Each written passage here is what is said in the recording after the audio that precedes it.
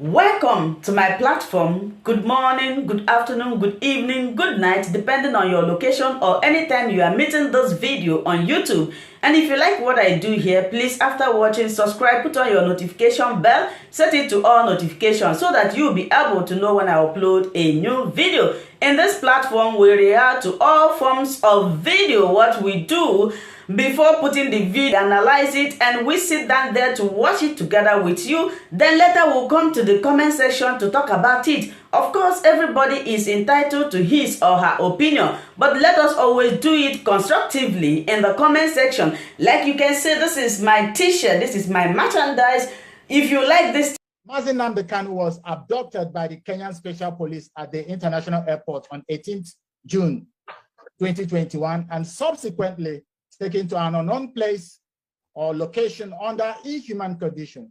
He was unlawfully detained in Kenya for a good 8 days before being transferred to the Nigerian government.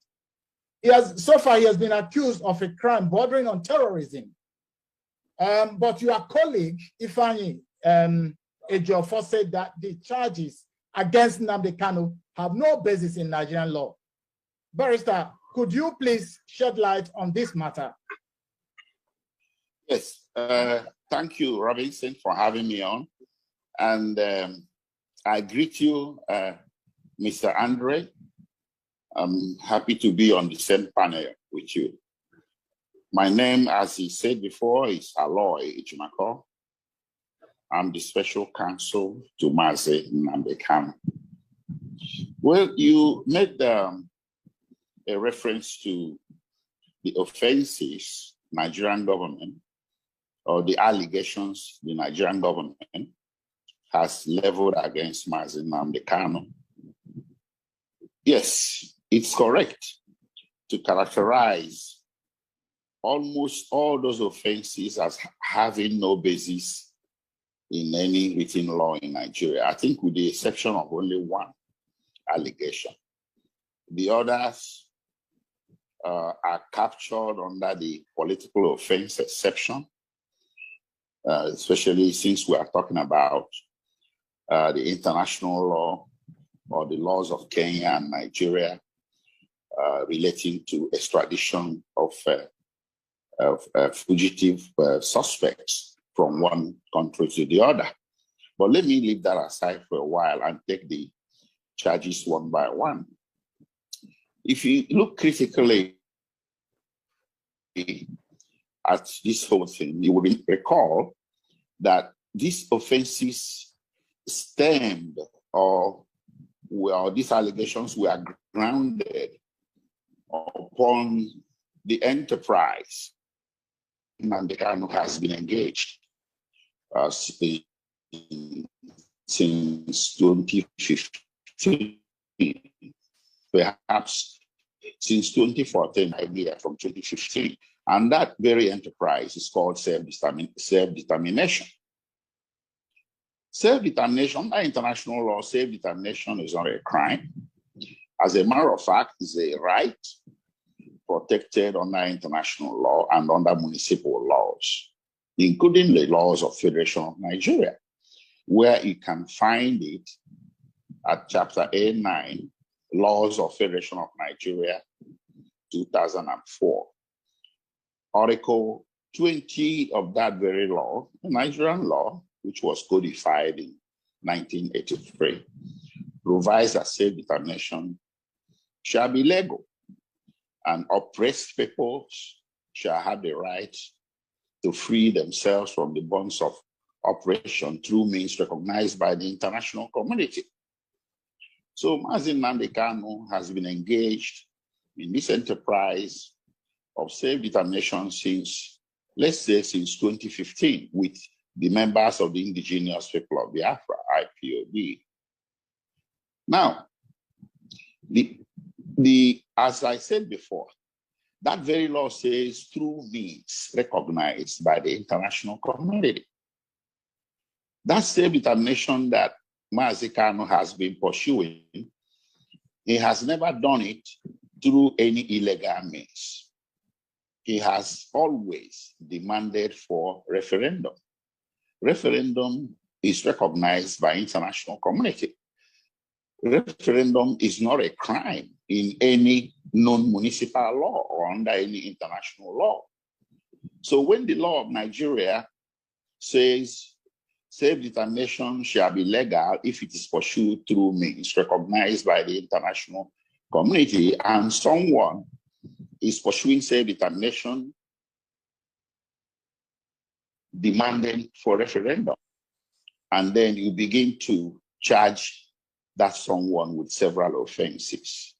So all these allegations or the offenses that Nnamdi Kanu is facing in court right now sprang out. They are all products of this self-determination, the quest for self-determination through referendum.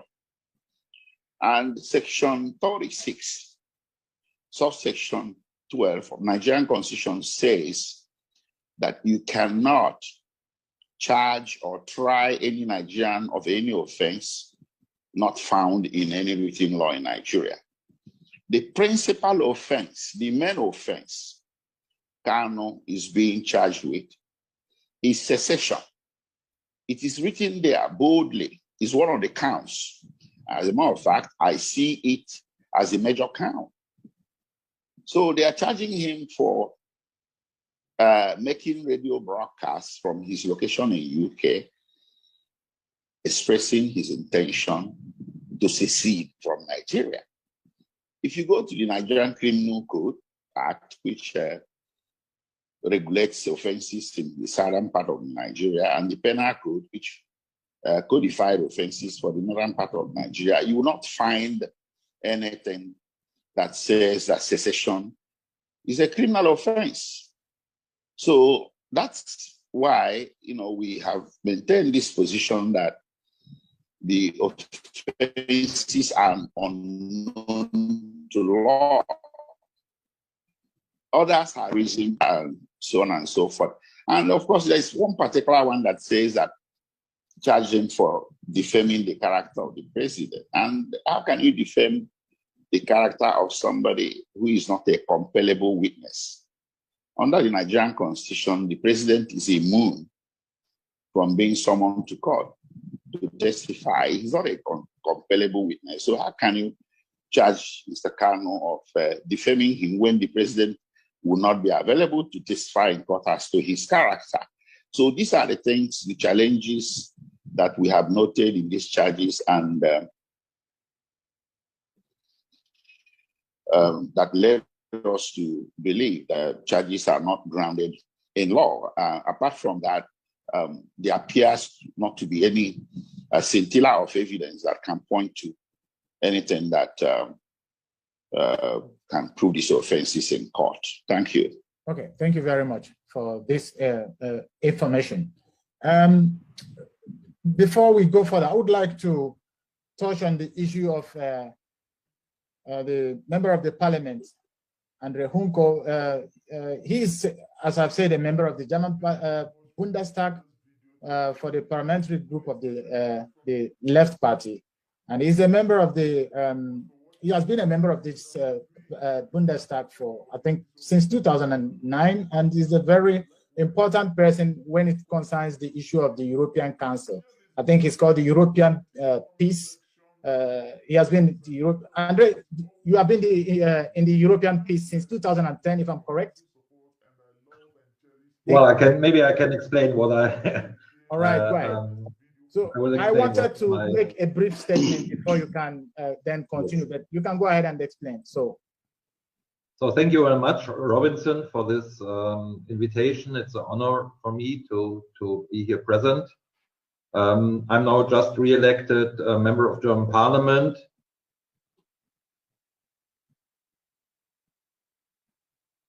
Dealing with European affairs mainly, and I'm as well member of the Foreign Affairs Committee in the German Parliament. So that's of course as well dealing with Africa and Nigeria and the whole world. And I'm a member of the Council of Europe, but the Council of Europe is not dealing with states outside the 47 member state of Council of Europe. So concerning the situation in Nigeria and Biafra, I have to say that I'm very new in this issue.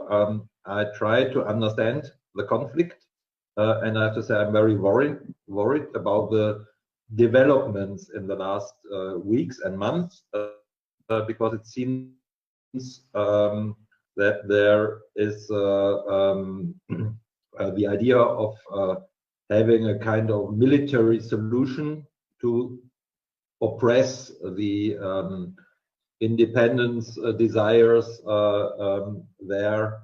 This seems the politics of the Nigerian government.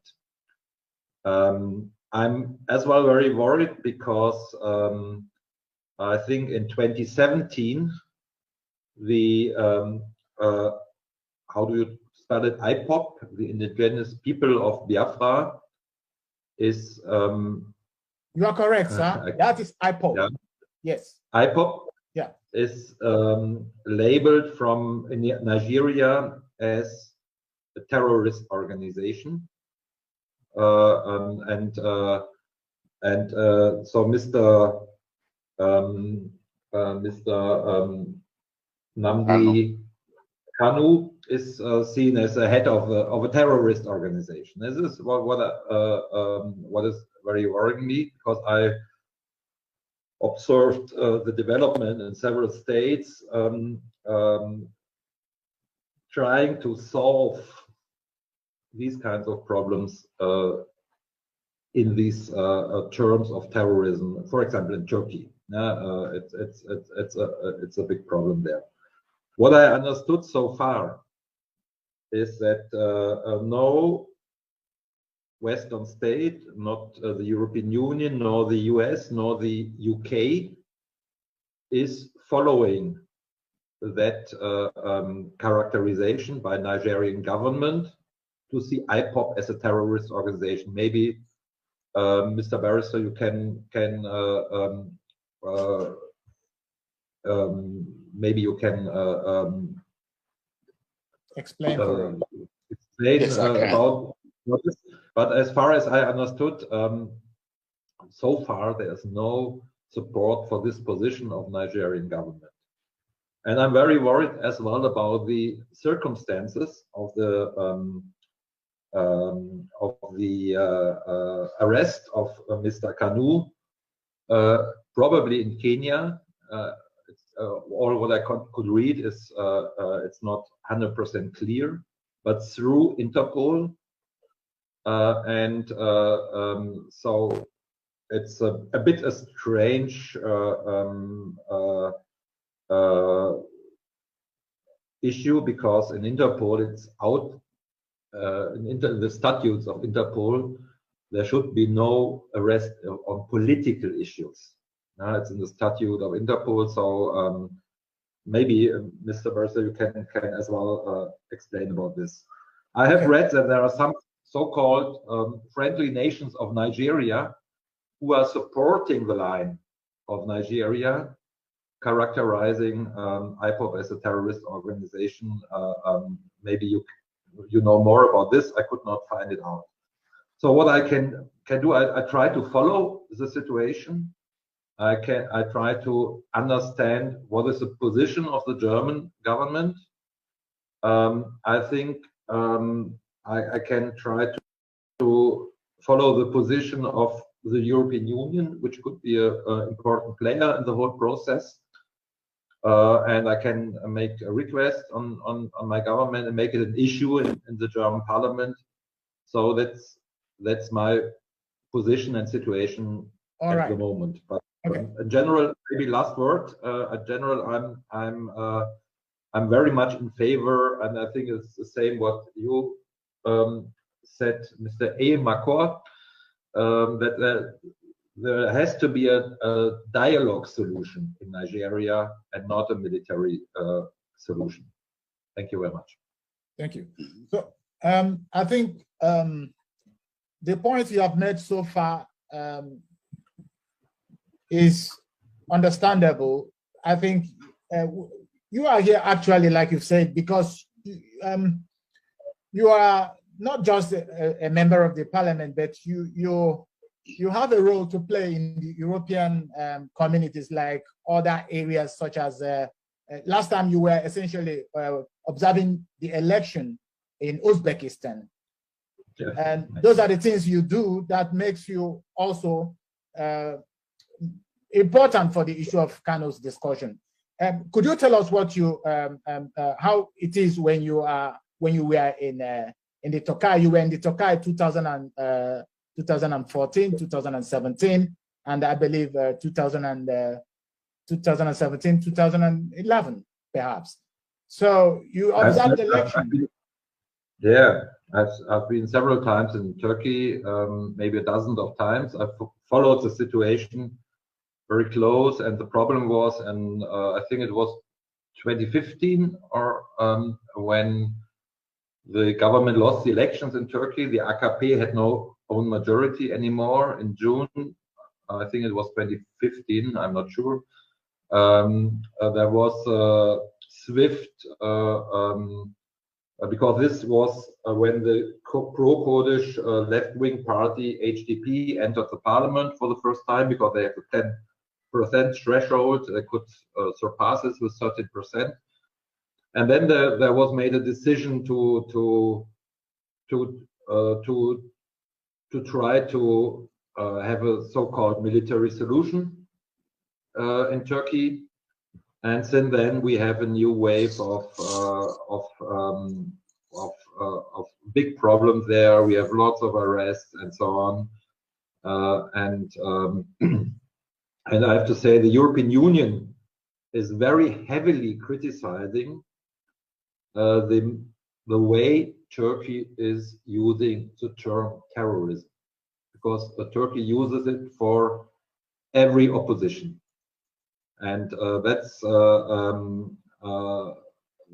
so that's a misuse of the term terrorism, and it could be, I'm not so familiar with Nigeria, but it could be that it is the same idea what is going on in Nigeria. Misuse of the term of terrorism for maybe civic opposition movement, for independence desires, and that is I strongly criticize.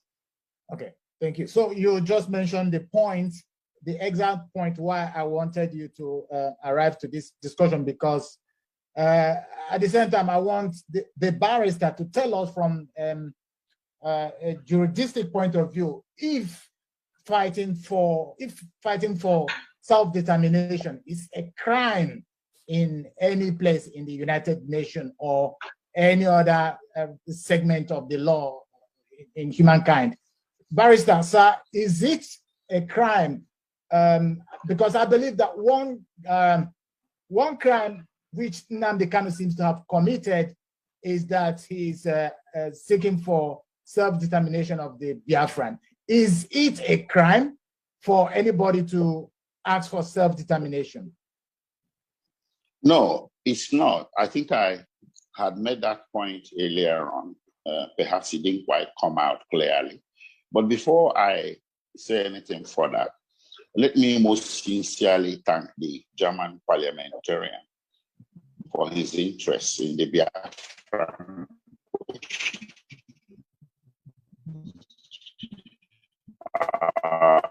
It will go a long way to spotlighting the plight of the Biafrans to the international community as a whole community. And I was quite touched and grateful to matter up before the German parliament. That will go a long way to helping to save lives.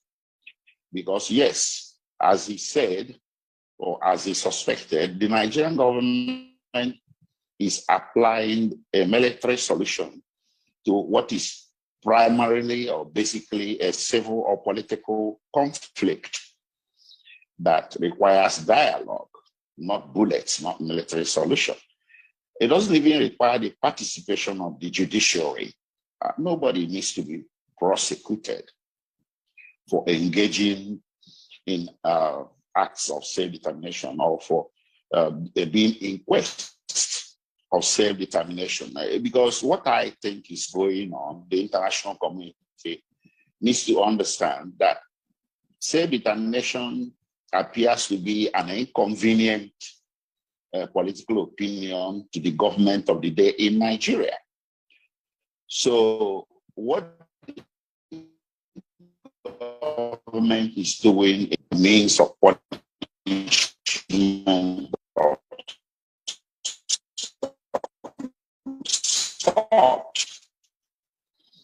and channels of punishment, the government of Nigeria, mostly two, prosecution and military action. This military action has led to a lot of extrajudicial killings of innocent people. The prosecution has turned from prosecution to persecution, and all because of what he says, I want a separate country. There is nowhere in the world that such things should draw the kind of countervailing measures the Nigerian government has levied against the indigenous people of Biafra and Biafrans as a whole for merely possessing a political opinion. So that brings me to the declaration of IPOB as a terrorist organization in 2017. That declaration, for the information of the parliamentarian and any listener out there, was done ex parte. It was done without notice to IPOB or Nnamdi Kanu or to his lawyers. What happened is that the Attorney General of Nigeria just walked into the chambers of a judge and made a request by himself to the judge in chambers, not in open court, that IPOB is a terrorist organization. And the judge gave him a court order saying that IPOB is a terrorist organization. So, but that court order has been appealed. Normally, when a court order is appealed in Nigeria, what that court order says should happen doesn't happen until the appeal is decided. But in this very instance, the government went ahead to implement the court order despite the pendency of the appeal. And I can tell you, factually speaking, IPOB did not meet the elements contained in Nigeria's Anti-Terrorism Act of 2015 to be declared a terrorist group. That very act, especially at Section 2 of the Act,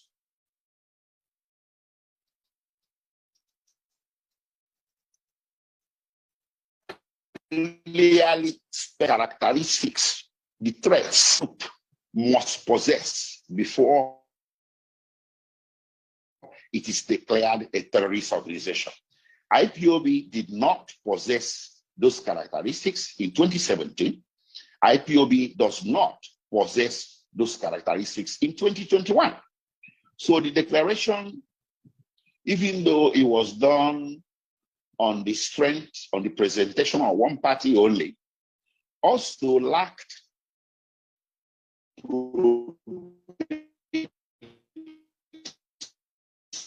evidence indicating that IPOB was engaging, perhaps why the international community did not fall in line, or no nation in the world, in the civilized world, recognized what Nigeria had done in 2017 by declaring IPOB a terrorist organization. Okay. What we have seen, yes. So what to conclude? Let me conclude that. All right. So yes. So it's a convenient tool chosen by the government in order to, lay the military option against the IPOB. Thank you. All right. So actually, what we are saying is that in a same word, okay, let me not say in a same word, in a normal lawful procedure, the declaration of IPOB as a terrorist organization would have been an unlawful move on its own as well, because the rule wasn't done accordingly. I mean, the declaration of IPOB as a terrorist group. Now, could you please, Nnamdi Kanu left Nigeria. I mean, one of the accusations is that that has kept coming up in the media is that Nnamdi Kanu jumped bail. And this is the narrative most mainstream media has purported, in the whole discussion. Could you please shed light on this issue of jump bail? Yes, I can. He never jumped bail. Thank you so much for watching this video together with me. Like I said before, if it is your first time of coming across my YouTube channel and you like what I do, please subscribe, put on your notification bell, share this video, leave your comment in the comment section. You are free to criticize, but let us do it always constructively. Remain blessed. I appreciate your massive support and I love and cherish each and every one of you. Until I meet you again in my next video, for now we say bye-bye.